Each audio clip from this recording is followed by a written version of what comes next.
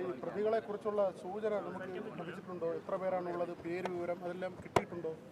ഈ കേസുമായി ബന്ധപ്പെട്ടിട്ട് ഇൻവോൾവ് ചെയ്തിരിക്കുന്ന പ്രതികളെല്ലാം തന്നെ പോലീസ് തിരിച്ചറിഞ്ഞിട്ടുണ്ട്.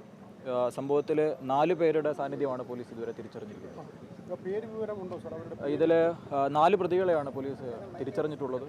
അഖിൽ, അനീഷ്, അതുപോലെ വിനീത്, പിന്നെ സുമേഷ്, ഇങ്ങനെ 4 പേരുടെ സാന്നിധ്യം ഈ ഒരു കേസിൽ ഉണ്ടതായിട്ട് പോലീസ് തിരിച്ചറിഞ്ഞു. ക്രിമിനൽ പശ്ചാത്തലം നേരത്തെ തന്നെ ഉള്ളതായി മനസ്സിലാക്കാൻ കഴിഞ്ഞിട്ടുണ്ട്. മറ്റ് ചില കേസുകളിൽ ഇവർ ഉൾപ്പെട്ടതായി പറയുന്നുണ്ട്. ഈ കേസിൽ ഇപ്പോൾ നമ്മൾ ഐഡൻറ്റിഫൈ ചെയ്തിരിക്കുന്ന ആൾക്കാരെല്ലാം തന്നെ മുൻപ് 2019 നടന്ന ഒരു മർഡർ കേസിലെ പ്രതികളായിട്ടുള്ള ആൾക്കാരാണ്. ആ കേസിൻ്റെ ട്രയൽ ഇപ്പോൾ നടന്നുകൊണ്ടിരിക്കുകയാണ്.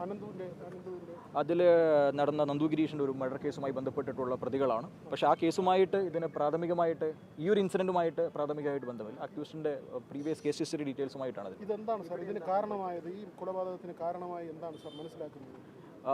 ഇതുമായി ബന്ധപ്പെട്ടിട്ട് കഴിഞ്ഞ ഇതുവരെയുള്ള പോലീസിൻ്റെ ഇതൊരു പ്രാഥമികമായ സ്റ്റേജിൽ ആണ് ഇപ്പോൾ നിൽക്കുന്നത്. അപ്പോൾ ഇതിൻ്റെ ഡീറ്റെയിൽസ് നമ്മൾ പരിശോധിക്കുന്ന സമയത്ത് ഈ 2 ആഴ്ചയ്ക്ക് മുമ്പ് ഇലക്ഷൻ്റെ ഡേ വൈകുന്നേരം ഒരു ബാറിൽ വെച്ചുണ്ടായിരുന്ന ഒരു തർക്കവും അതിനെ തുടർന്നുണ്ടായിരുന്ന ഒരു റിവെഞ്ചാണ് ഇതിൻ്റെ കാരണമായിട്ടാണ് നമ്മളിപ്പോൾ മനസ്സിലാക്കുന്നത്. ഇവർ വിഴിഞ്ഞത്തുനിന്നൊരു വാഹനത്തിൽ വന്നു എന്നൊക്കെയാണ് മനസ്സിലാക്കുന്നത്. ഇവരുടെ തന്നെ വാഹനമാണ്, ആയുധം കരുതിയിരുന്നത്. വാഹനം പോലീസ് കസ്റ്റഡിയിൽ എടുത്തിട്ടുണ്ട്. അത് റെൻ്റലായിട്ട് എടുത്തിരിക്കുന്ന വാഹനമാണ്.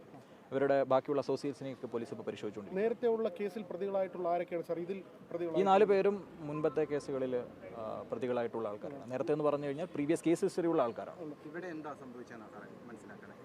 ഈ കേസുമായി ബന്ധപ്പെട്ടിട്ട് കഴിഞ്ഞ തവണ നടന്ന ഒരു ഇൻസിഡൻറ്റുമായി ബന്ധപ്പെട്ടിട്ട് അതിൻ്റെ ഒരു പ്രതികാരം എന്ന രീതിയിൽ വന്നു എന്നുള്ളതാണ് ഇതുവരെയുള്ള പോലീസിൻ്റെ നിഗമനം. അതുമായി ബന്ധപ്പെട്ട ഒരു പ്രിപ്പറേഷനോട് കൂടിയിട്ട് തന്നെയാണ് ഡ്രൈവർ ഉൾപ്പെടെ ഒരാൾ ഡ്രൈവറായിട്ട് വണ്ടിയിൽ തന്നെ ഇരിക്കുമായിരുന്നു. ബാക്കി 3 ആൾക്കാരാണ് സീനിൽ കൃത്യമായ രീതിയിൽ ഉണ്ടായിരുന്നതെന്ന് നമ്മൾ മനസ്സിലാക്കുന്നു. എല്ലാ പ്രതികളെയും പോലീസ് ഐഡൻറ്റിഫൈ ചെയ്തിട്ടുണ്ട്. പ്രതികളെ പിടികൂടാനുള്ള ഊർജ്ജിത ശ്രമമാണ് പോലീസിൻ്റെ ഭാഗത്ത്. ആ ഭാഗങ്ങളൊക്കെ നമുക്ക് കൂടുതൽ അന്വേഷണത്തിലുള്ള മാത്രമേ പരീക്ഷിക്കപ്പെടുകയുള്ളൂ. ഈ സ്പോട്ടിൽ ഉള്ള ആൾക്കാരെ കൂടാതെ ഇതിന് പിന്നിൽ എന്തെങ്കിലും ഗൂഢാലോചനകളുണ്ടോ, ഏതെങ്കിലും കൂടുതലായിട്ടുള്ള ആൾക്കാരുടെ പങ്ക് ഇതിലുണ്ടോ എന്നുള്ള കാര്യങ്ങളൊക്കെ പോലീസ് പരിശോധിക്കുകയാണ്. വാഹനം കസ്റ്റഡി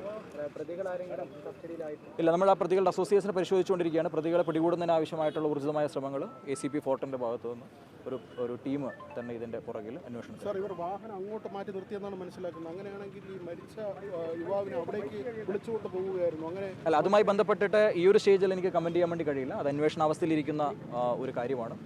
ഇപ്പോഴത്തെ ഒരു സാഹചര്യത്തിൽ പ്രതികളെ പോലീസ് തിരിച്ചറിഞ്ഞിട്ടുണ്ട്. പ്രതികളെ പിടികൂടാൻ ആവശ്യമായിട്ടുള്ള ഊർജിതമായ ശ്രമങ്ങളും പോലീസിൻ്റെ ഭാഗത്തുനിന്നുണ്ട്.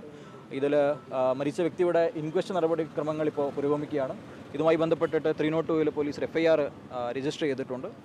ഫോറൻസിക് സംഘം സംഭവ സ്ഥലവും കാറും ഒക്കെ പരിശോധനയ്ക്ക് വിധേയമാക്കിക്കൊണ്ടിരിക്കുകയാണ്. കൂടുതൽ കാര്യങ്ങൾ നമുക്ക് വരും ദിവസങ്ങളിൽ വ്യക്തമാവുമെന്ന് വെച്ചു. അത്തരത്തിലുള്ള കാര്യങ്ങളൊന്നും ഇതുവരെ നമ്മൾക്ക് മനസ്സിലാക്കാം. ജാമ്യത്തിലായിരുന്നു. ശരി.